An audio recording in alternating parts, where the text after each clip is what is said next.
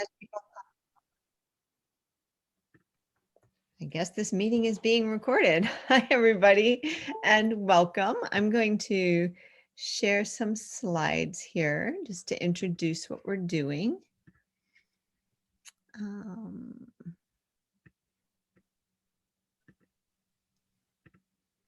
There we go. Okay.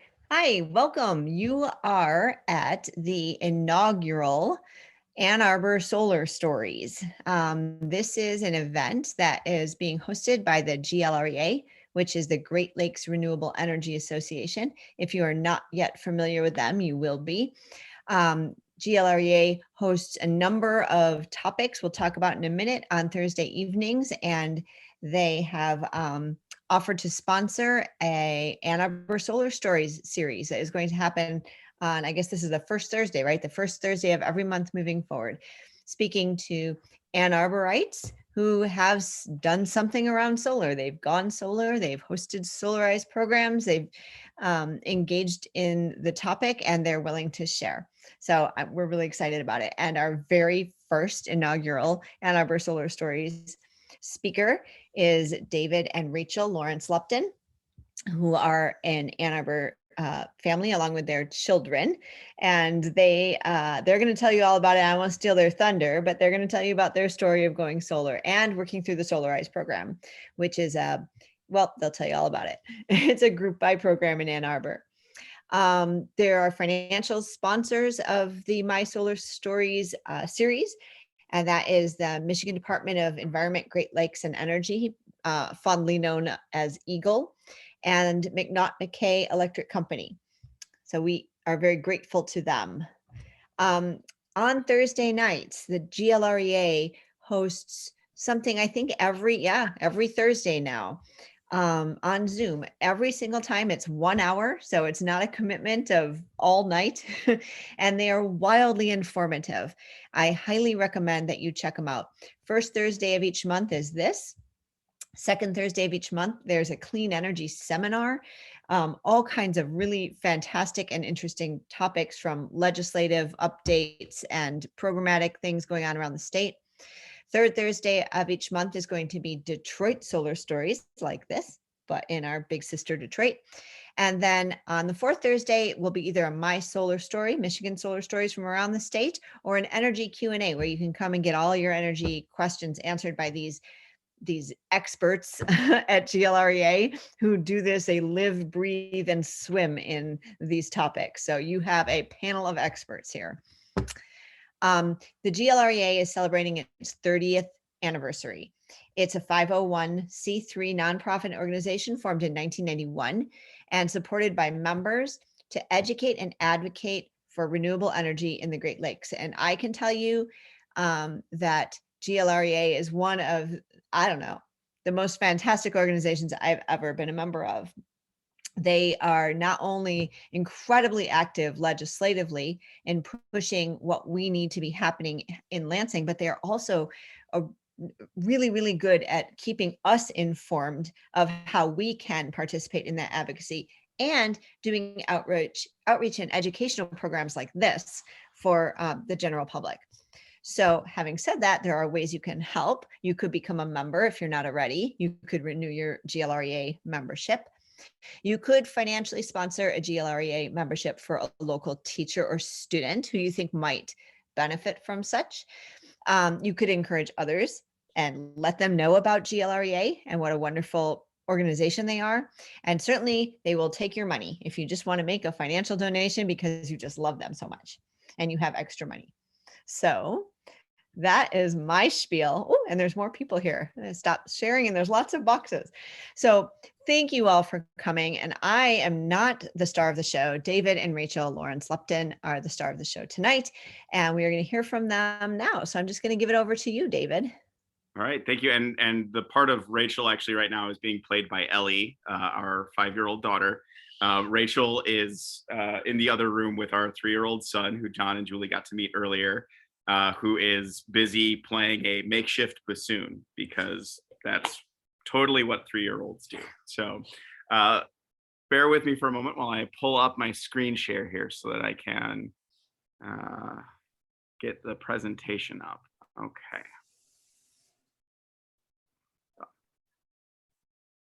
Now, hopefully this is still you're still seeing the presentation in presentation mode. Okay, excellent. So thank you everyone for being here and listening to our story for our family. Rachel, my wife, I'm David, this is Ellie, and the aforementioned Daniel. Before I get into that story, I think Ellie is very desperate for me to let you all know that along with the presentation, you'll see there's the art wall behind us that has been created by Ellie and her brother Daniel with their various art projects, and her favorite television show is Bluey. Okay, can I move on with the presentation now? Yeah. Okay, so just a little bit about Rachel and I. We actually both we're locals. We grew up in Ann Arbor. We're kind of in the older millennial generation of where we would slot in.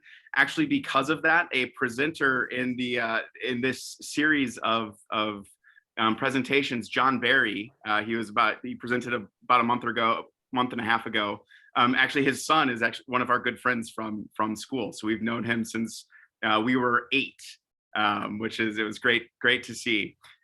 We did the thing where you go out and you live in a big city for a few years, and then we actually came back to Ann Arbor in 2015. And in that, we're older millennials, so we're kind of at maybe the front wave of those of us millennials who are actually getting into a position where maybe we can think about home ownership. We bought our first home in 2018, and this is really, kind of where we were at. We were super happy to be getting the house, but had no idea what we were going to do, right? So, we grew up in Ann Arbor. For those of you who know Ann Arbor, pretty hippie community. We have Earth Day was invented at the University of Michigan campus in the late 60s, I want to say, maybe early 70s. So growing up here, being raised by environmentalists, like things like energy conservation have always been on our minds. But there were kind of just different ways that we went about it. When we moved into our house, we kind of were thinking about what we could actually do and what we could accomplish easily and quickly. And so like early priorities that we had, like we changed out all of the light bulbs that we had, got rid of all incandescents, right? Replaced them with LEDs. We needed to get a new washer and dryer. So we went as energy efficient as we could, and did a lot of research on that, or a lot of information gathering. But otherwise, we just kind of needed to first just get our feet under us as homeowners, just figure out what in the world we're doing with a house. And we also kind of thought through as we were planning out like what our home ownership story was going to look like. Like what were we comfortable with and like we knew about, and what were we not comfortable with and like didn't know much about. And it's kind of, we didn't think about it in those terms, but this is kind of the way that our conversation evolved. So, things that we kind of could understand as being easy wins in that kind of conservation side of things, improving the insulation in the house, like that, just, it made sense to us. It was something that our parents could have done, like, a long time ago. We understood fundamentally how insulation works. Same with more efficient windows. Like that was something that we kind of looked at and thought about prioritizing as a way we could go. And I think we're both interested in the idea of solar. But for us still, we kind of entered into this space just actually remarkably only a few years ago, where it was this completely seemingly just, well, in information age, I was going to say space age, but we're actually, I guess, kind of past space age. But I'm a sci-fi person, so I just think in these ways, right? Space age, it just felt futuristic, whether it was or not. And so it just somehow, when we started and we're getting our feet under us with home ownership, it felt unattainable. So we really kind of focused on other things first. So we started with an energy audit. One of the early things that we did when we moved in, really cool setup, actually. I shared a few of the pictures from the report that we got. Like they go up into your attic and they measure the depth of the insulation that you have and make recommendations about the efficiency of the unit, your heating and cooling footprint. All sorts of really cool recommendations that we got out of that to really just improve the efficiency of the house just from the very beginning. So, I am a stickler. I will look at all of our energy bills and figure out ways that we can save.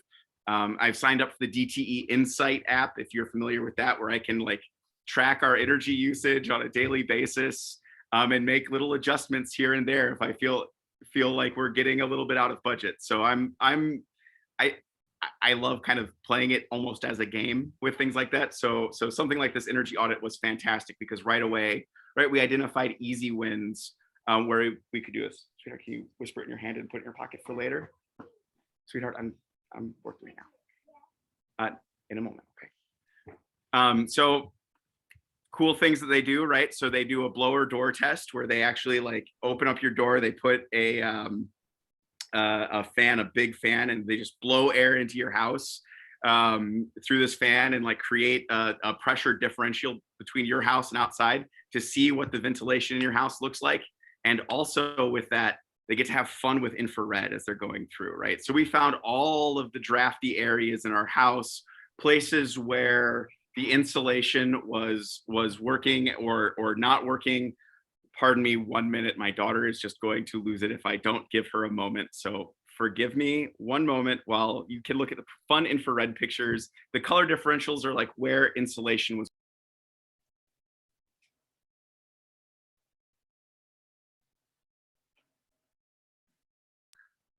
Okay. She wanted to know if she could play trains. So yes, wonderful. So right, we figured out how we could actually go about fixing insulation and going with that. Oops, I'm on the wrong screen. So okay, that's kind of the fun like early stuff with home ownership. Yay, we explore that. We improve our insulation. We actually we got a new efficient furnace and AC, right? But how is it that we actually like made that shift in mindset where all of a sudden solar was something that wasn't even just plausible, but actually now a reality on our house? As so many great ideas in Michigan get started, it started around Oberon season. We were in the midst of the pandemic. We were in that summer lull that we did get, and having not seen anybody for quite some time, a friend of ours invited us to a backyard bonfire where they had seats placed socially distant in their backyards, and we sat around. We enjoyed some Oberon, and we're just talking and catching up on what's new with life. And it was our friend's new house, and so he was telling us everything about. And he mentioned that he and his partner were looking into solar, and we were like, oh, that's so cool. Like that is just so like the way that we're thinking about stuff. But like, how are you doing it? Like, isn't it super expensive? What's going to start peppering him with questions? Here is Rachel.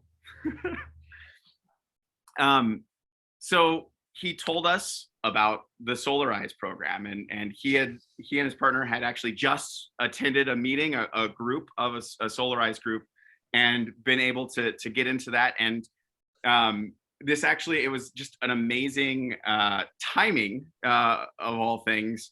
Right, the pandemic timing was super funny because it did some things that allowed us to kind of get in the right mindset for this. So the Solarize program was, or as Julie was mentioning, a program where they were essentially collective opportunities to purchase solar to get discounts from the installers. So the installers had agreed with the city of Ann Arbor that if a certain threshold of new jobs is reached in a collective environment, right, then they would be able to provide discounts for the solar. And so our friend was telling us about this, and it was like, oh wow, that's a really cool opportunity. And like you could stack the federal tax credit on top of the Solarize discount and get this incredible discount. And it's like, wow, like maybe solar is actually something that could be affordable, because it's, something we were interested in for the conservation side of it. Like it's the right thing to do, and no matter what the return on investment would be, like we felt like it was going to be the right thing to do, but the upfront costs just felt like they were going to be prohibitive. So the pandemic was the timing of it. It had been an opportunity for us to actually like sit down, and we had to rebudget and reprioritize and just make sure that like where we were at with our financial position, and just think about everything pretty closely, to just figure out what we could and could not do. And when you're stuck inside in the house, you start making plans for what you want to do in the house. And so we started thinking about what improvements we wanted to make when, and what our time horizon might look like for that. And the other thing that it actually did was these Solarize events that had started with kind of at-home get-togethers, and opportunities for folks to get together in a house and enjoy snacks and the presentation, had actually started to morph right in the pandemic, where they were being hosted as Zoom events. And that was this incredible stroke of luck, because these Zoom events, just like this one, right, were getting recorded. And so our friend James was able to share with us the recording of the event that he had been interested in. And so Rachel and I were able to watch the Solarize event, right, just kind of as a piquing our curiosity, like what were we going, was this program actually something that we could theoretically do? And Julie, in that video, gave a wonderful presentation about what the program was, and we watched it, and it just it piqued our information gathering brains. And my wife was very sweet and let me start geeking out on getting just all sorts of information. This was exactly what happened when we got that washer and dryer as new homeowners. I read, just started reading everything that I could, trying to figure out, like, without actually going into the quote, like getting into the quotes, like what were we even looking at this? How feasible was it? Actually, in doing that, came across this, the Project Sunroof program. I think it's Google. It is through Google. It's using Google Maps data, and Google is doing that. And I actually just gave threw in our address and put it up. And what it does, it doesn't have the information about what your specific energy usage might be. So the cost estimates and the savings estimates don't pay that too much mind, right? But what's really interesting, and this was something that we knew about, we had this beautiful south-facing roof. And so we could go in and look at it and start to get a sense of what that actually meant in terms of solar potential. And truly, the kid emergent trains could only last for so long. Right, we got a sense of how much usable sunlight was per year, what the kilowatt potential was of a solar installation, what our needs were going to be, that we would be able to meet our needs theoretically. I started going through the calculations with all that. I started, going on Google and finding what estimates would be for cost per kilowatt hour and things like that, to just start to ballpark what were these going to look like if we went down this road. And it was like, oh, wow, like this is actually a project that is completely plausible for us.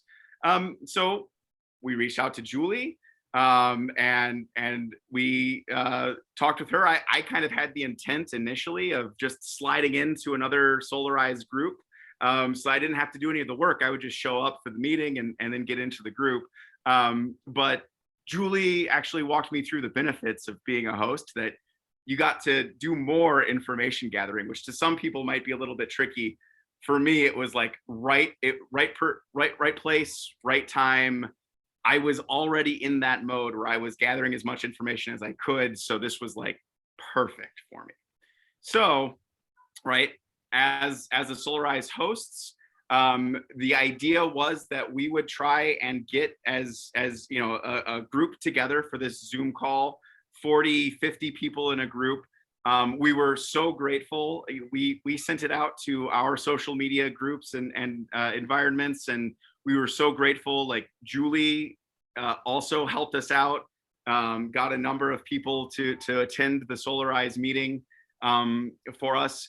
She brought out a sign for us that we put in our front yard with a QR code on it, so that people could sign in and find out about it just from scanning the sign with their phone. Our neighbor, just a few doors down, also as part of the group, did end up buying solar as well. So we've got two houses on the block with solar now, which is pretty great. Though on sunny days we get to fight over who's powering our neighbors in between, so that's pretty great. But so anyway, we collected quotes as the host, and the way that the Solarize program works is that the host kind of identifies an installer that they want to work with, and then anybody else who is part of that group who is kind of into that purchase would also be working with that installer. So it gives the host an opportunity, right, to go through the quotes, learn all sorts of information, and make the decision as works for them, and then hopefully for the group as well. So I figured what you all might be interested in knowing is like what the process of collecting these quotes might actually look like. So,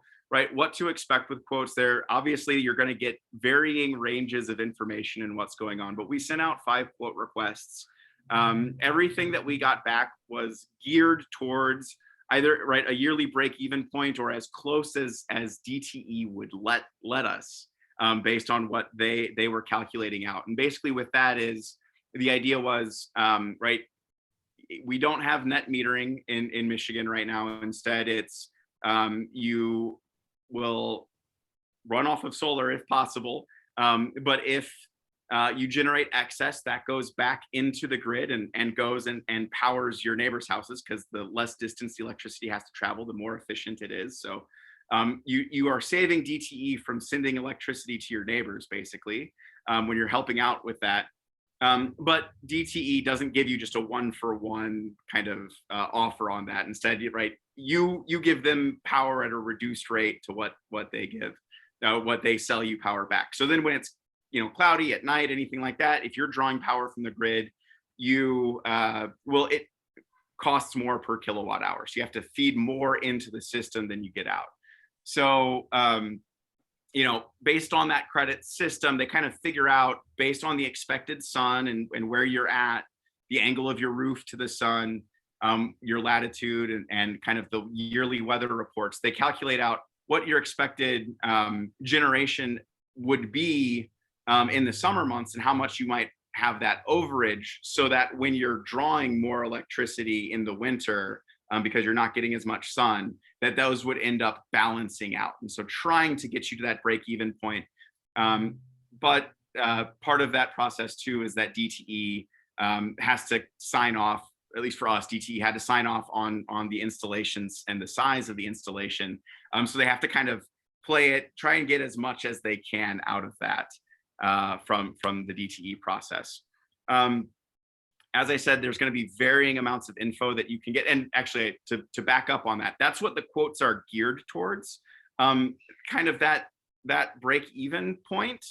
It made sense. It made a lot of sense for us. That might not actually make sense for everybody. And the installers that we talked to, we know the installer that we went with actually certainly worked with other folks in the Solarize group on what quotes made sense for them. I know friends of ours actually ended up going for a system that would end up replacing about half of their energy needs. So they didn't get a full system, but they got a smaller system. And so they, when you're going into this and looking at this, right, and thinking about quotes and who you go with, like, definitely don't be afraid to ask and ask for other kind of what other options might be available to pursue, to think about what really fits and works for you. But there were varying amounts of info in the quotes that we got, but right, the most detailed ones included, right, the size of the system, how many panels, the expected kilowatt output, and they would have like these charts that show your expected usage, both monthly and yearly breakdown, that would show kind of what they expect the number of kilowatts that you would generate would be, as well as what, based on a snapshot that you give them as part of the quote generating from your electricity bill, they get a sense of what your actual usage looks like. And so they try to match against that.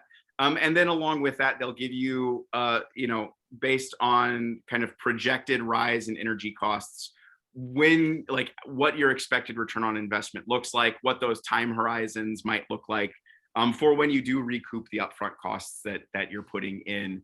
And that can certainly be part of your decision, right? Doesn't have to be. Going solar, I think, is valuable in its own right, even if there wasn't that return on investment horizon. And then, of course, right, with anything, they'll give you the different costs and the initial project plan. So kind of like what the initial steps would be. Those were the most detailed report or quotes that we got. Some quotes were much more bare bones, just kind of number of panels, what the project cost would be, what the expected timeline would be, without much more information. But the most detailed ones had a lot of that information there. How we evaluated these quotes. With all contracting work, like I feel like quote evaluation is an extremely personal decision. There are a lot of different factors. I mean, when you're talking about this is, even if it is in the realm of possibility, it's still a big purchase. And so it's a big purchase you have to make thoughtfully, and with as much information as you can get. And so, some things we actually had the benefit. Two of my coworkers in the past couple of years had gone solar independently of Solarize. They were actually on the leading edge there. But so I had the opportunity. I could go to my coworkers and ask, hey, when you were choosing your solar installer, like what installer did you choose and why? Like, what should I be looking for? And it just so happened that they actually both went with the same installer who happened to be on the Solarize list and from whom we had gotten a quote. And so that recommendation from our coworkers that said their experience working with them was absolutely fantastic and they're just great folks to work with, that carries a lot of weight. Right? For some folks, it's going to be the price. Everything was in a similar ballpark, but there was pretty sizable, within that ballpark, there was definitely a top end and a low end in terms of the price, right? So that might be a pretty big consideration that you can see. One thing that was really big for us was, and this is really where it gets into the information gathering geekery that I was part of, the technology involved, because the different solar installers all work with different panel types, or maybe they don't all work with it, but there's a landscape in existence right now of different solar manufacturers. Different installers will work with different solar manufacturers. And so that, they will give you a lot of information about what that technology actually will look like. And I had the fun. My dad is a physicist, so we actually got to sit down with the information that they had shared with us and just geek out over the lifespan of the technology and the degradation of the solar cells over time and what to expect with that, and the expected efficiency over the lifetime of the solar panel, which for me was a great help in kind of making our decision. That's not necessarily what's going to work for everybody, but for us, that was a big part of it. And then also just the amount of information that they are able to give you, right? The quote is one piece of it, but there's also going to be your ability to work with them on that information gathering side, because that can be a great indicator for how they're going to work with you, right? When you actually might select that installer. And then of course, there's the personality at play. They are contractors who work with a lot of people. They will have personalities, and some you will get along with and some you don't. So, those were kind of the pieces that all fit together for us in how we made our evaluation and ended up choosing the installer that we went with. I geeked out over the technology. The quotes they gave us were for the longer lifespan, time horizon things, because the solar panel technology was at the leading edge of what was going on, which was great fun. So I have actually a picture taken today of our lovely solar panel installation. But what our install experience was actually like. So there's all that fun information gathering, but once you actually get down that path, you've made a selection and you are, actually getting everything installed, what happens? Because all of this is coming from we knew nothing. And so we had to learn all of this as we went along. So the first thing, right, was everything going on with DTE. Our installer just said, hey, we will work with DTE. We know the right language to use. We will do all of that. We will, we've got, there was an agency agreement so that they could contact DTE on our behalf that we worked on. But all the worries about will DTE approve this, I'm not sure what's going on with that. They handled it, and that end of the process was incredibly smooth, actually. They knew just how to go about the process of getting the DTE approvals. It was a little bit of a hurry up and wait situation where we need to get all the information that we can to DTE about the project.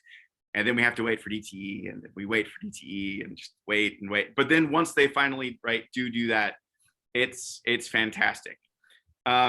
Installation came around. We had started this process really over that summer bonfire, but then collecting the quotes, making a decision, gathering the Solarize group. We ended up having our hosting our group in the fall. Then after waiting, going through the DTE process, all of that, we actually were getting into early December. It was late November, early December, I think, when we actually got the panels installed. And we had actually a really interesting potential complication that came up for us. It's potentially out there, so there's something to be aware of. We, in getting our system, we actually got solar panels as well as a battery to install. The installer that we worked with, they actually work with two different products. They work with a Tesla Powerwall and a Generac Power Cell, which is another wall-mounted battery.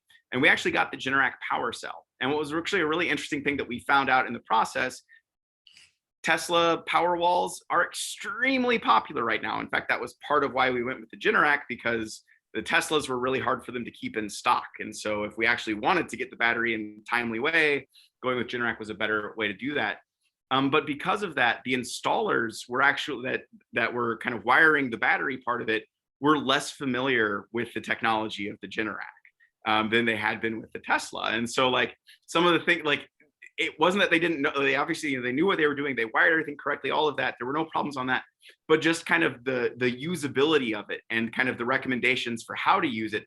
They were just in that Tesla Powerwall mindset where it was like, oh, you can go on the app to do that.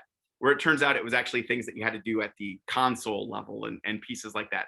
So it's just one of those silly things where you have to just watch out for, hey, is there any reason that where there might be some potential confusion or complications popping up on this, to just be aware of while you're going into it.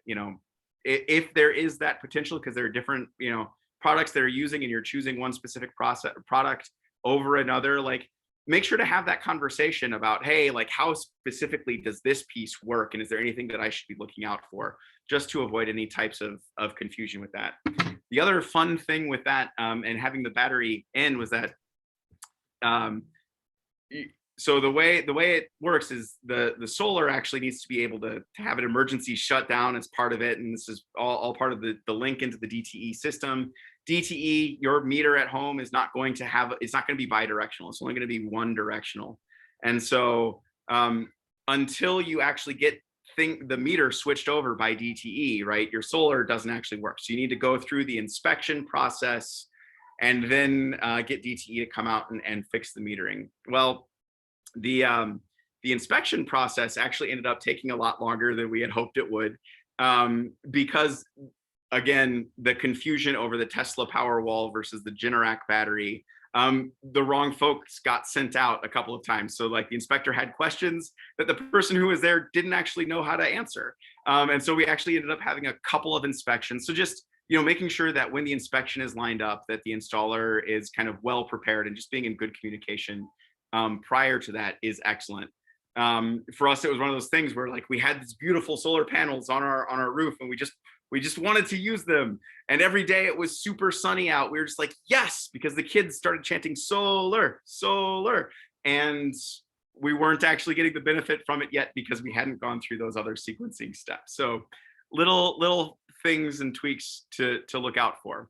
So the results, we loved sunny days before. They're even better now, especially in the winter. When you are getting solar energy in the winter, there's just something about it. It just feels wonderful. Because we have the battery, there was one brief power outage that we had. We didn't notice it. There are a couple of circuits that are not covered by that, and we ended up seeing a clock that was out eventually, but we just breezed right through it, which was pretty amazing.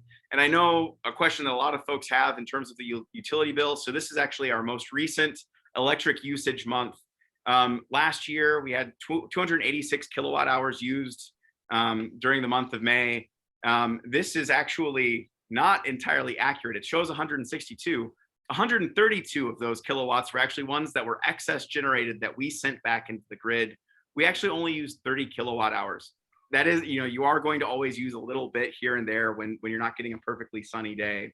And so there is always going to be kind of that service fee, a little bit of cost. But for intents and purposes, the electric part of our bill this month was negative.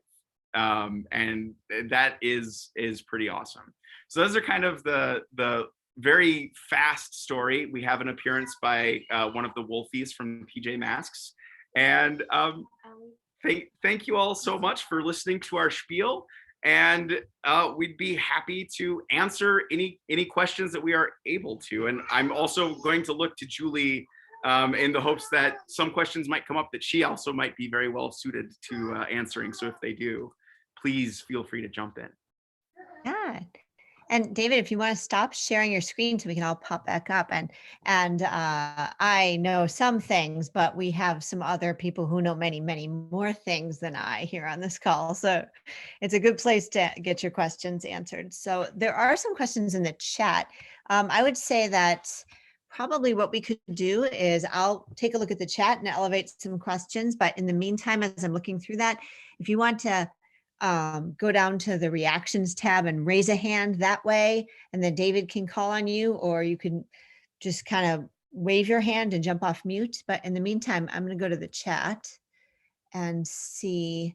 There's a question about who did your energy audit?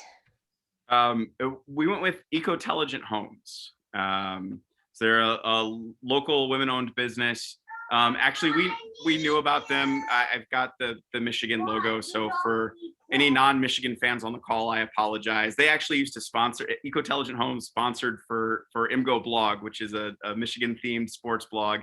And I heard that ad so many times that when it actually came time for the home energy audit, the earworm worked. And we looked into it, and it was about $150 to do the audit. And that actually came off as a credit from any work that came out of that. So then when they did the installation work on top of that, the cost of the energy audit actually was discounted from that. Great, good. And let's see, I think this one was answered. Project Sunroof, is it accurate? I would say in my experience, it's accurate unless you've had recent trees removed, or a new really tall building built next to your house or something like that. So it's not always as up to date. Sometimes the installers will go out thinking that it's going to be really shady and it's better than it looked because maybe there's been some trees removed since the Google drone or whatever took pictures of your house. Julie? Yes. I had a further question about that. So when you look at the image, they might show one side of the roof is brighter than the other, or in our case, we have east and west roofs.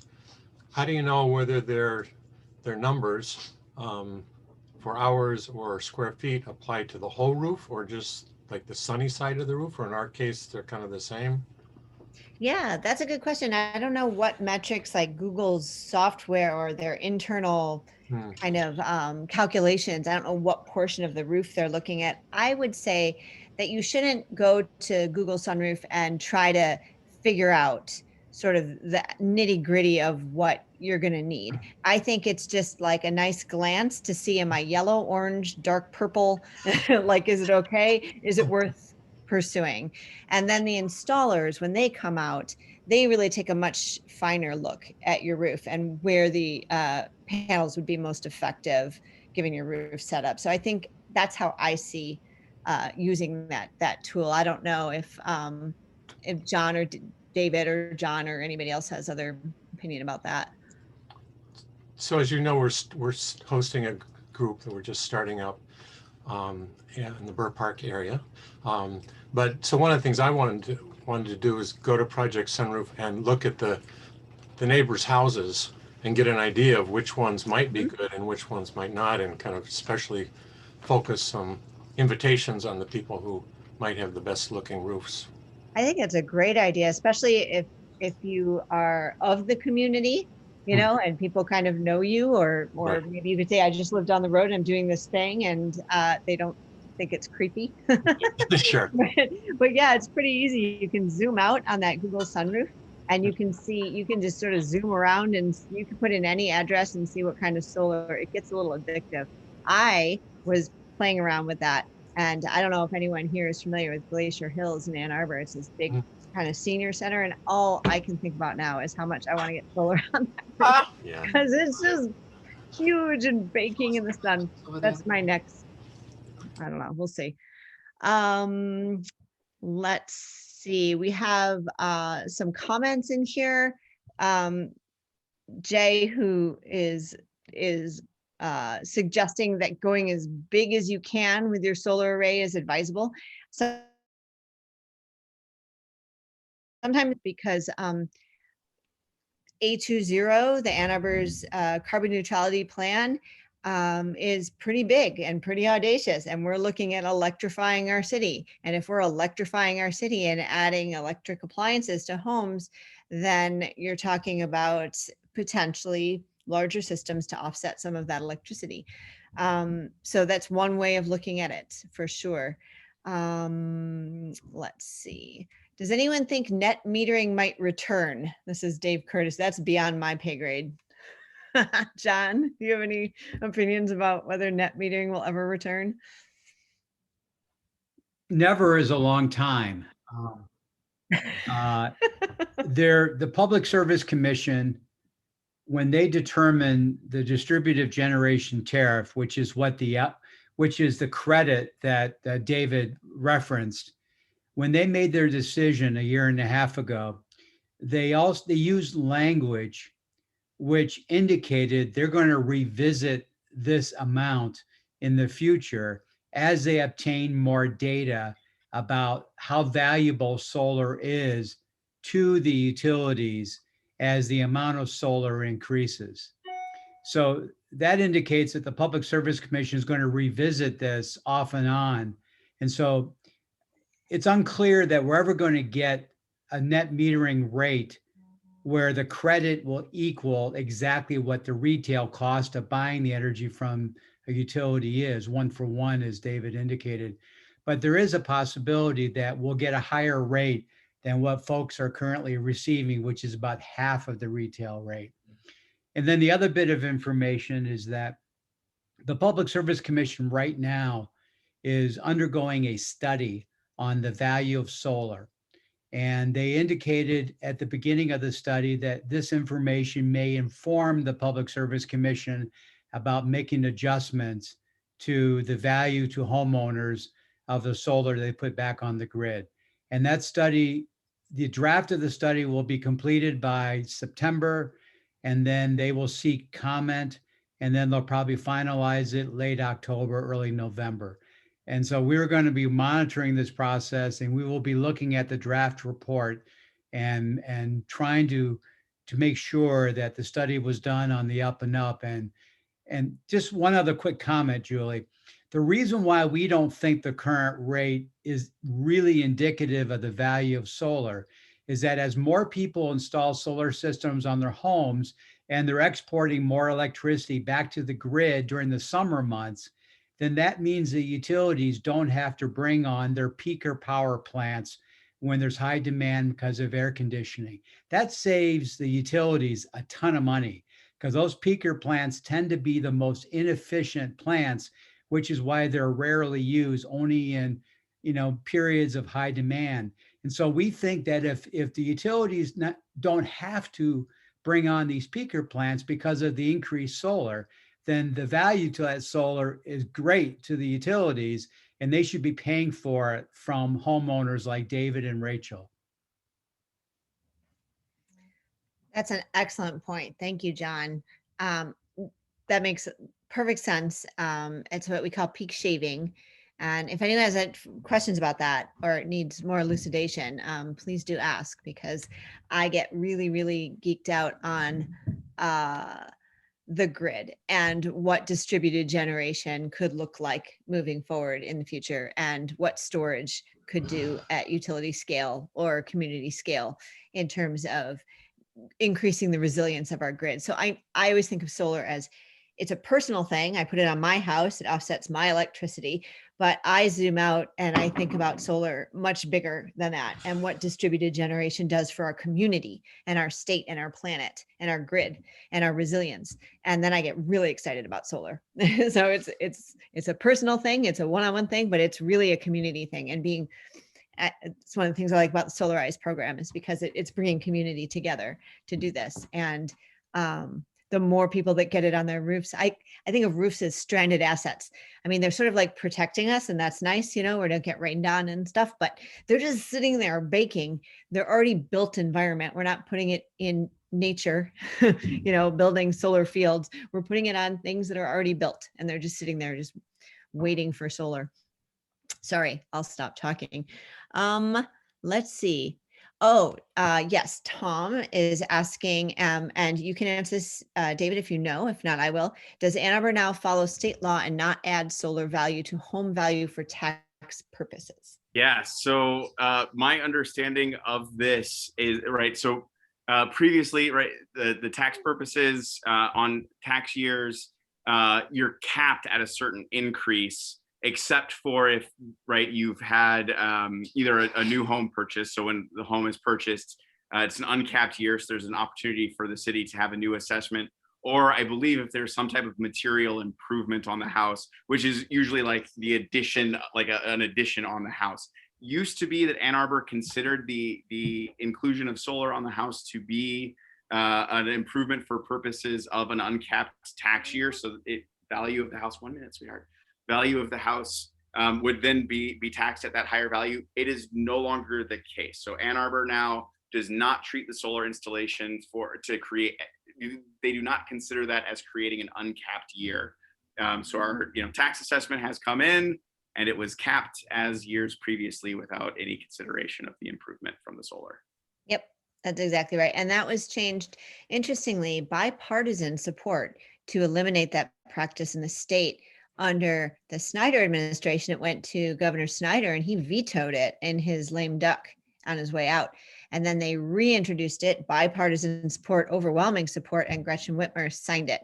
So it was in 2019, I think, that law stopped, like that they were reassessing properties.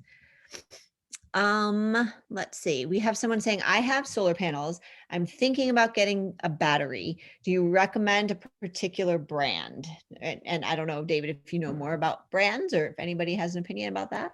Would really welcome other opinions on this as well. We've been very pleased with the Generac battery, and actually there's, in terms of differences in how things play out a little bit, like the Generac system is actually built so that it ends up being a better generator when the solar panels, or when there's a power outage and the panels go offline. The way that like the Tesla Powerwall works, it can't actually then pull new energy from the solar panels to recharge the battery as it's discharging. The Generac actually is able to do that in some capacity. So in the event of a power outage in the middle of the day, we would actually be able to run the house or the circuits that we have on the battery just from the battery itself, and also be able to keep it topped up, which is not something you're able to do with the Tesla Powerwall, for example, at least as the technology for it stands currently.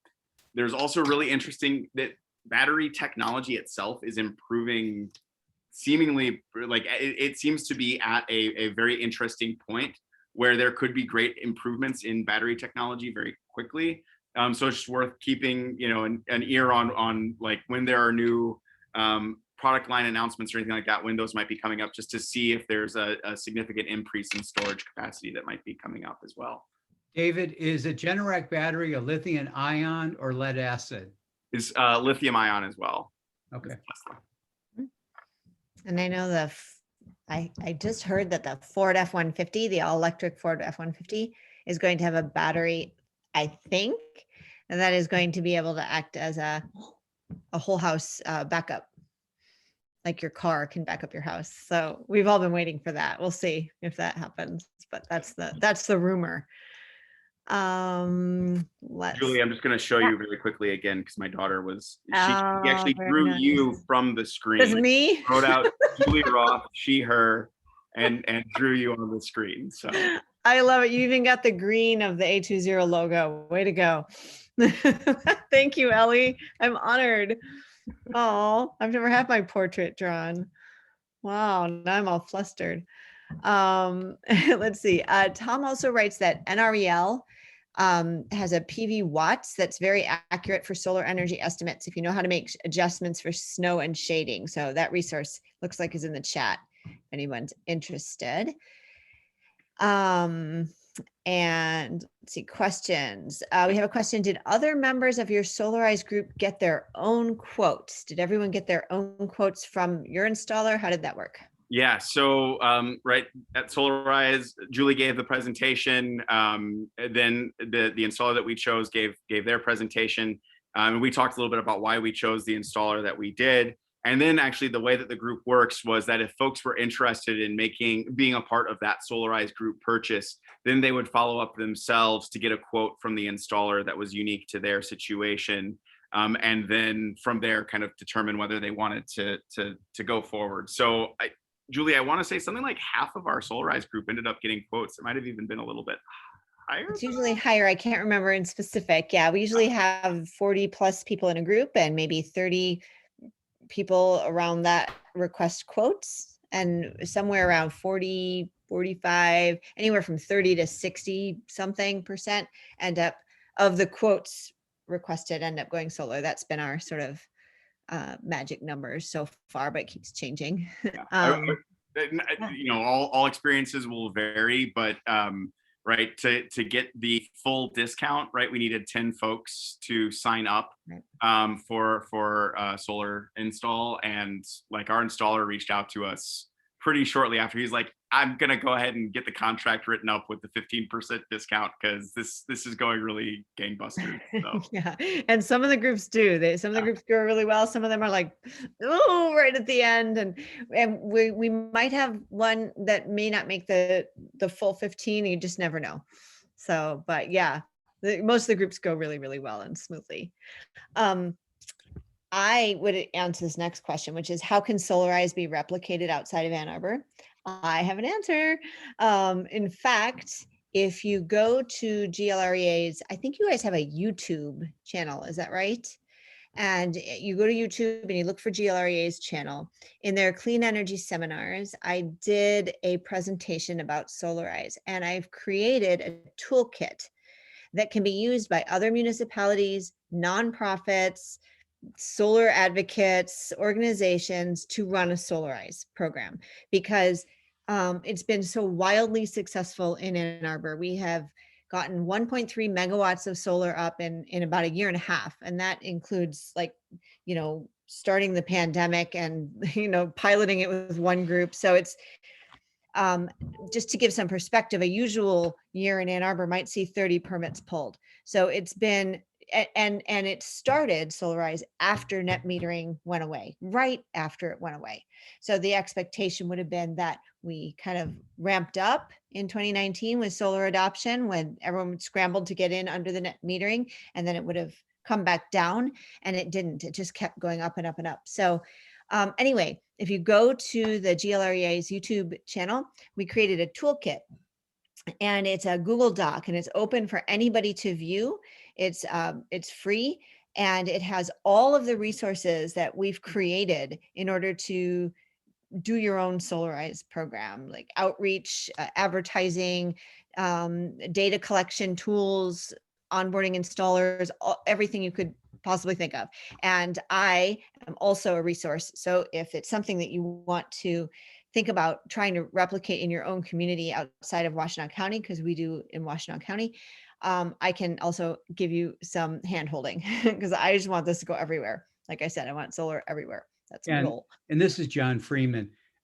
We are looking at that toolkit, myself and our newest employee, Katie McMahon, who's on here, and we're looking at it and making, in the spirit of Julie, who said, take it and run with it. You know, we're looking at it and trying to maybe slightly tweak it to be based upon the lessons learned, so that we can. So we're going to kind of mold it a little bit, and then we're going to export it out to various cities around the state. as well as individuals or nonprofits. So we're literally as we speak, working on it, and we'll go get it in good shape in a few weeks. And we'll when we get it complete, we'll let everybody know. I can't wait to see what you do with it. I'm thrilled to hear that. I Well, think we're- everybody should make it their own.